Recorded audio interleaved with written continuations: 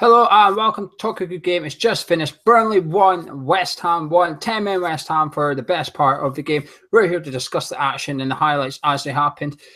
Tom, first of all, the starting 11 came out. Were you happy with what you saw? 4-4-2 from Slav, Carroll and Hernandez up front? No, mate, I don't think that's the starting two, to be honest with you. I don't think Carroll and Hernandez, we've worked that out from games previously. I don't think they can play together. Carroll's aerial threat, obviously, is a massive positive, but yeah, to be honest, the forwards we got, I would have started Sacco and Hernandez up top myself if he's doing a 4-4-2. And the other big talking point in the starting lineup, Gonzo, no Mark Noble, he was on the bench. Big call by Bilic. Were you surprised? No, perhaps the personnel, but Bilic had to make a big call today because everyone was fit, so he had to do something. I imagined that he was going to drop Hernandez, actually. I thought he was going to do that and do something else. So I thought it was quite a brave... He had to do something brave. I thought it was a brave formation as well. Like Tom, I perhaps didn't agree with all the component parts of that, but you can have no complaints. He was brave today and he went for it. I thought it was very attacking anyway. It's what we want to see at the end of the day. Let's get straight into the game then. I mean, the first 20 minutes, there's not really much to talk about. A little bit of to and fro from each team, but nothing too big. But 20 minutes in, Tom made it 1-0. Joe Hart assist, long ball down straight down the middle of the park. Ben B messed up big time. Are you surprised with Antonio? Quite often we can criticise his sort of composure, if you like, but he certainly needed it there. Yeah, it was great, mate. I mean, yeah, he got a bit lucky with the deflection of the goalie. Obviously, he went for a shot, I believe, and it sort of come off the goalie. And yeah, but Antonio's pace was able to get. He was able to get past the goalie and whack it in, you know. So yeah, but yeah, you're right. The defender there was absolutely horrific. I mean, I don't know what he's doing. He's completely sort of ghost phantom, sort of cleared the ball, hasn't he? And he's let Antonio go through. But hey, I'll take it any day of the week, Joe. Gonzo, what did you make of our play for the first, let's say, 25 minutes? And were you happy with what you seen? I thought it was quite bitty, if that makes sense. I thought it was a lot of pieces, but it wasn't very fluent. Well, Bilic had said that he'd been working on something. He'd been working on a plan, and I think he sort of specified that Andy Carroll and Antonio were part of that plan. Now, very, very early on, almost from the kickoff, you saw the ball go to Font, and Font launched it long to Carroll. Didn't take it on the head, but he took it on the chest, and Hernandez was trying to run in behind him. It didn't quite work because he sort of tried to bring it down, and the opposition got the ball. But it was quite clear what the plan was. So you saw from then, at that first point, what the plan was. So I'm not surprised it was bitty because that's obviously what we were going for. Difficult to come up with a plan in training when you've got half your team away on international. And obviously Hernandez, a key part of that, didn't turn up till training until yesterday. But let's talk about what happened then. The big talking point of the game, or the person that's the big talking point of the game. Gonzo, the first foul, Andy Carroll goes up for it, ref blows, free kick, yellow card. What was your thought on that first foul? On the first foul, I thought it was perhaps a little bit harsh. I agreed with what was said, that perhaps he didn't see the player, he wasn't looking at the player, but he did have his arms up, and I know everyone will say you've got to do that to get elevation. So I thought it was slightly harsh, although when you saw the replay, he did catch him, he did elbow him in the face, and when that happens, I didn't try and elbow him, but he caught him. When that does happen, you know there's a risk of getting a yellow card, but they obviously you can ask Tom the next bit, but the warning was there. So Gonzo, for the first one, would you have said it was a yellow card or not? Yes, yeah, by the letter of the law, it was. It was a yellow card by the rules. I thought it was harsh, but it was a great yellow card. The rules say it has to be. Tom, first foul only. What's your thoughts on it? No, I'm sorry, Gonzo, I have to disagree with you, mate. I don't think that's a yellow card. And bearing in mind the fact that he's let about 2 or 3 Burnley players off, and one of our own ones as well. First, like me was one of them. The referees had a shock of the day. He let a couple of players off. He had a card before that, and he's seen things that as Andy Carroll's all about. So he's all the time he's got his eye on that ball. The first one wasn't the yellow card for me, and we're going to ask a question about the second one, but no, the first one wasn't the yellow card. No, I agree with Tom here. Not yellow card for me, but barely a foul. Isn't that the rule? Isn't that the rule? If you make contact with your arm, it's dangerous play and it's a yellow card. You have to look at it though, Gonzo. In the day, when you look at it, Carroll he's only got his eye on the ball. You know, he's not looking at the player. But to get height, he's got to go up. And unfortunately, yeah, you are right. He did touch his elbow, but yeah. No, the rule is wrong. Then the rule is wrong. The referee implemented it, but the rule should allow for some leeway for doing that. But the rule is quite clear. He did. Unfortunately, it was by the letter of the law, he did the right thing. Although the referee was bad, don't get me wrong, but I thought by the letter of the law. But what he did, I'm not sure. It gave us a clear indication of how he was going to referee. That's the point.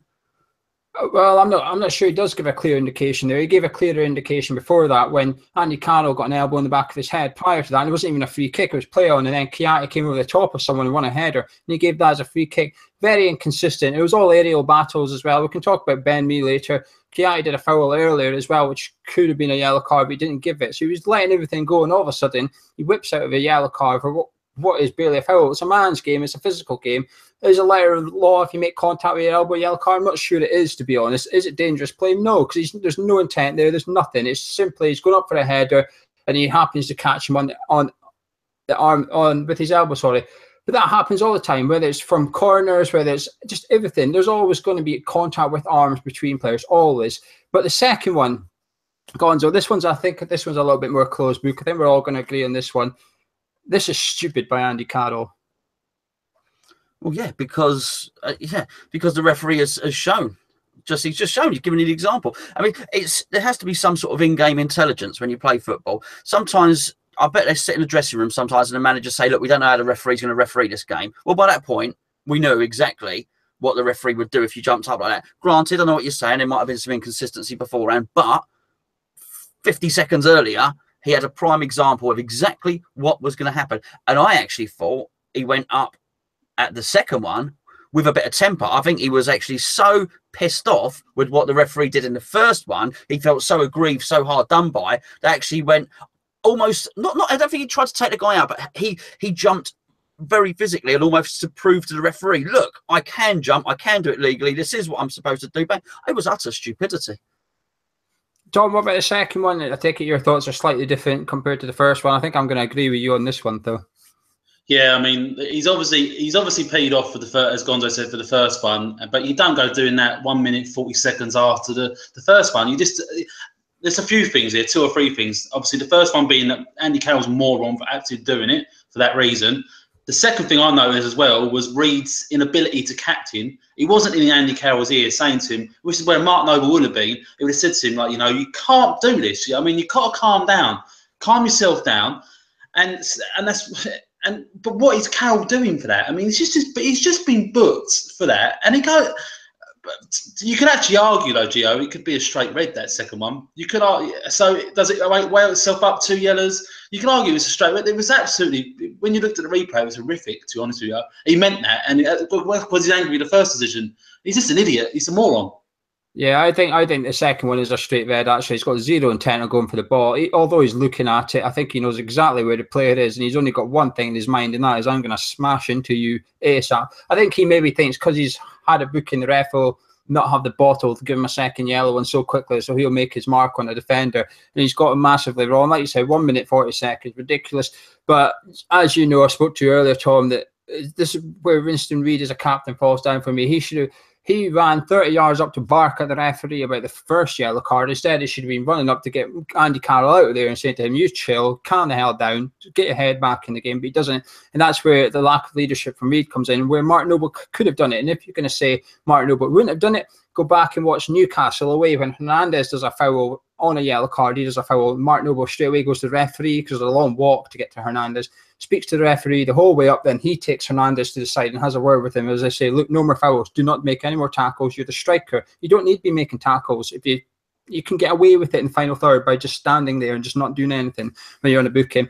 Stupid by Andy Carroll. But let's move on. 31 minutes. Burnley had a penalty shout. Gonzo, just quickly, is this one a penalty for you? Wood goes through, nice little ball, goes past Hart. Hart pulls his hands away, but was there contact for you? Is that a penalty? Yeah. Yes from me as well. Tom, yes from you? Yeah, it was a penalty. But the reason he hasn't given that was because of the fact that he sent Andy Carroll off. Yeah. Yeah, the referee was just not in control of the game from start to finish. But anyway, half-time, 1-0 West Ham. Gonzo, what were you thinking at half-time? Were you happy with what you saw with West Ham? Bearing in mind we played 20 minutes with 10 men. I just thought it was time. I was sort of looking at it. I think I was obviously pissed off that Carroll that had happened, but then I was sort, as I say, I quite liked the adventure. I quite liked the shape. I wanted Arnautovic off and Masuaku on at that point. That's certainly what I was thinking. But I'll tell you what, I was very, very confident actually we'd see the game out. So I'm not happy with Andy Carroll, but I was quite happy with everything else at that point. One sub he did make at half-time, well, he took Arnautovic off and didn't put Masuaku on. He did put Obiang on. Tom, what did you make of Obiang in the second half? I didn't really see much about him, mate, looking at them on the video. I wasn't at the game, so I didn't hear much about him, to be honest. Did he short up? I'm not too sure. He did. He gave away. He got a card. He got a City a card. I think it was the right substitution, though. Arnautovic wasn't very good in the first half. To be honest as well, though, Lanzini wasn't very good even in the first half. So he could have took off and put Lanzini off and put him on. It was the right sub, though. It was the right sub. But I'm not too sure about Obiang in the second half.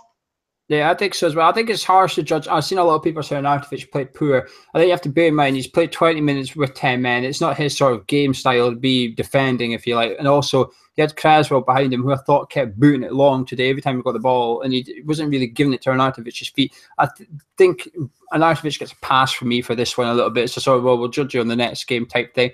Then all of a sudden, West Ham started playing football, actually. We went close at the...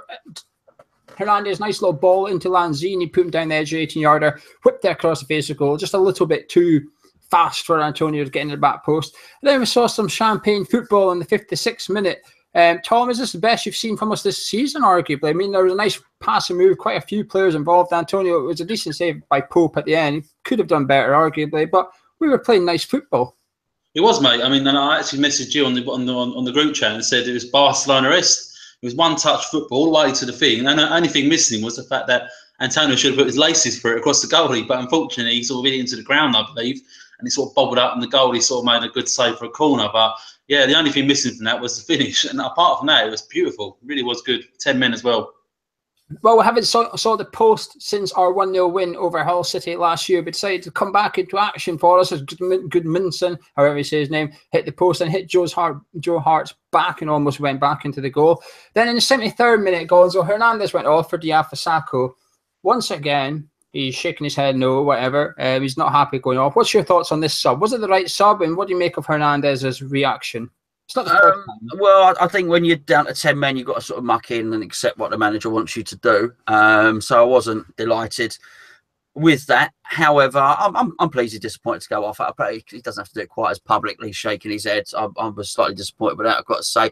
In terms of the substitution, I thought Antonio had gone. After it might have been 70 minutes, you have to give me a bit of leeway there. It might have been 72, 73. I thought Antonio had gone. I thought he was absolutely blowing, and he was the one at that point. Because I thought the half-time substitution worked like you did. At that point, I'm thinking actually bring Masuaku on now, swap Lanzini over and put Masuaku on the left. He was out. He was gone. So I thought that was... that's the substitution I would have done. But I did understand why he brought Sacco on, certainly. Yeah, I'll tell you what, I'm going to have a say. I thought it was the right sub. I thought we needed fresh legs up front, something to keep Burnley's defence on their toes, if you like. It could get quite easy that they only have 2, 3 at the back, and every time the ball comes out, it comes straight back. So I think it was important to put fresh legs. I know what you're saying about Antonio, but I think he's got the ability to hold it up. I'm not sure Hernandez got that. But with Hernandez's reaction, while I don't mind a player, I'm actually glad a player's pissed off about coming off. I think he needs to man up a little bit. He needs to stop this tantrum. He needs to stop this sulking, all this visibility, shaking his head, no, and blowing raspberries and that. It doesn't do anyone any good. It doesn't do his manager any good. I don't think it does him any good. There's a way of doing it, and publicly it's not the best thing. I mean, the last time he did it was against Swansea. Well, he ended up looking like a mug because he sat there on the bench going, whatever. Well, the guy that went on for him ended up scoring the winner after he did nothing. And I just think there's a time and a place for it. And I think when you're down to 10 men, it's a team game. I think he needs to be part of the team rather than try and think about I for all the time. 84 minutes in, though, I mean, was this coming, Tom? Goodmanson, I think, went down the right, past Aaron Krause, probably a little bit too easy. Ball in, fantastic header by Chris Wood. Was that goal coming? Was it deserved for Burnley, Tom? Yeah, you could argue it was deserved, mate, because we was up against the second half. Obviously, playing against 10 men, obviously they've got a man against us. Yeah, it was. Yes, it's an hard one to take though, mate. Yeah, again, you know, I thought we was going to hang on there for the 3 points, and yes, and I don't know. Cresswell's got a bit tight though for me, though, mate. It was a bit. You let the ball get into the box, even if he's not on a yellow card, even if he takes a player out to get to a yellow card, you know, it's one of the times when you actually say to yourself, "That's a good yellow card." But then when the ball come in, Zabaleta was marking 2 people, you know, and he was caught in 2 minds. Who the hell? Who's he got to defend? So why is Zabaleta defending 2 people in the box? I don't know, because we didn't get we wasn't a defender down in the game, you know. So yeah, and it was a well taken header, you know. It was a free header, to be honest with you. But disappointed, Joe. What about yourself, Gonzo? I thought it came back. The first thing I thought was, and I thought it when it came in before the goal happened, we were all back, and it actually fell to Antonio. And normally Antonio would run with that ball and run out. It fell to his feet. He just hoofed it up the pitch, and it came back, and that's how they scored the goal. And I did. I did think that you could cut it out. You could say Cresswell certainly. Font was near him. Zabaleta, as you say, there are many times afterwards where that goal could have been stopped, don't get me wrong, but I did think at that point 10 men had caught up with us, playing with 10 men. He was out on his feet, he was exhausted, it was a big hoof. We wouldn't normally have played that way, but I don't want to be too critical of Bilic or anyone other than Andy Carroll today. Yeah, I think Cresswell was a bit iffy, but as soon as that ball's in midair, I can't fault a defender there. I know what Tom's saying, but like Gonzo said, I think 10 men caught with us. I think the delivery is just excellent. I think the run and the header is also excellent. I think sometimes you just got to turn around to your opponent and say, good goal. Unfortunately, it's just a good goal, and I think that's what it was. Masuaku could come on for Lanzini, but finished 1-1. Not much action happened. Tom, what's your thoughts then? Are you happy, Hammer? I know we're all a bit disappointed, but like Gonzo said, you don't want to be too critical. Are you the same, or are you thinking that we should have done a little bit better? Look, I mean, you judge every game on a game-by-game basis, don't you? You know, look, we won. Look, a point away from home is fantastic. It's not take that away. Gonzo's right. The person that we should all be aiming our sort of hate towards tonight is Andy Carroll. If Andy Carroll doesn't do that, I think we score another and actually get the 3 points today. So I think Andy Carroll has cost us 2 points, and in the scheme of things, the whole season, 2 points could be pretty huge, you know. So yeah, look. With the game, especially where we conceded quite late on in the game, yeah, it was disappointing.